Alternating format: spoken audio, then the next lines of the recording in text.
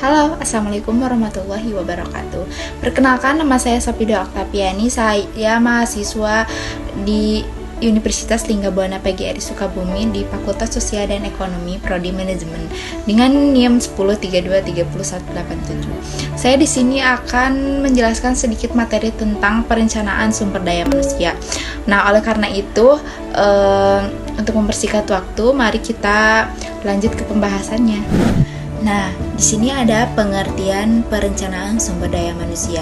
Perencanaan sumber daya manusia atau Human Resource Planning adalah proses sistematis yang menghubungkan kebutuhan sumber daya manusia dengan tujuan dan strategis perusahaan. Tujuannya adalah untuk memastikan bahwa sumber daya manusia yang dimiliki perusahaan tersebut memadai, berkualitas, dan kompeten untuk mencapai tujuan perusahaannya. Menurut Nasution 2016, manajemen sumber daya manusia adalah pendekatan terhadap manajemen manusia didasarkan pada nilai manusia dalam hubungannya dengan organisasi. Nah, di sini ada tujuan perencanaan sumber daya manusia. Ada 2 poin. Yang pertama, untuk mengetahui definisi dari sumber daya manusia, dan yang kedua untuk mengetahui tahapan-tahapan dalam proses perencanaan sumber daya manusia tersebut. Nah, dan selanjutnya ada manfaat perencanaan sumber daya manusia. Yang pertama ada memastikan kualitas karyawan, yang kedua mengoptimalkan produktivitas karyawan, yang ketiga meningkatkan kepuasan karyawan, yang keempat meningkatkan efisiensi biaya, yang kelima meningkatkan daya saing perusahaan. Dan yang pertama memastikan kualitas karyawan. Jadi perencanaan sumber daya manusia ini dapat membantu perusahaan dalam memastikan bahwa karyawan yang direkrut memiliki kualitas sesuai dengan kebutuhan perusahaan tersebut. Dan yang kedua ada mengoptimalkan produktivitas karyawan. Jadi sumber daya manusia ini juga dapat membantu perusahaan dalam mengoptimalkan produktivitas karyawan dengan merencanakan karyawan yang tepat untuk tugas yang tepat.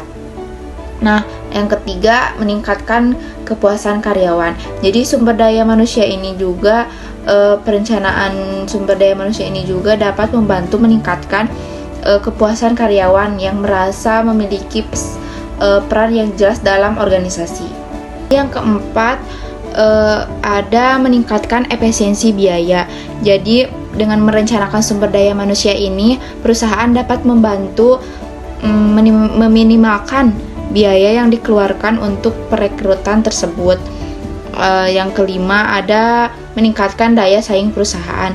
Jadi perusahaan yang memiliki karyawan yang berkualitas dan produktif akan lebih unggul dalam pesaing bisnisnya tersebut. Selanjutnya ada unsur-unsur perencanaan sumber daya manusia.